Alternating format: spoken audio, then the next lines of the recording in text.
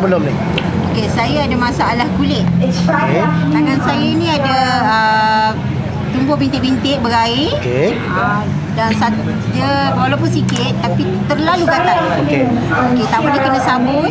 Okey. Sampai mencuci baju pun kena abang. Okey. Dia memang tak boleh kena sabun, tak boleh kena peluntur tu, peluntur lagi lah tak boleh kena. Okey. Berapa lama dah? Saya dah kena 3 tahun. Okey. Dia tumbuh sikit, dia kering, tumbuh sikit, dia kering, tapi sentiasa akan tumbuh. Selama ni ada guna produk-produk lain tak?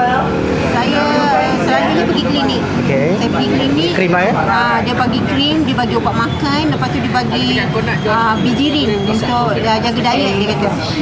Lepas tu antibiotik dia bagi, tapi tak pernah boleh kering. Okay. Setelah guna produk Double Stem Cell macam mana? Okey, saya mula guna waktu dia bagi 2 paket tu. Okey. Saya makan sepaket. Yang bagi try tu Yang bagi try tu. Yang bagi try tu sepaket tu tak rasa. Okay. Lepas tu bila saya join, saya makan 2 paket je. Okey.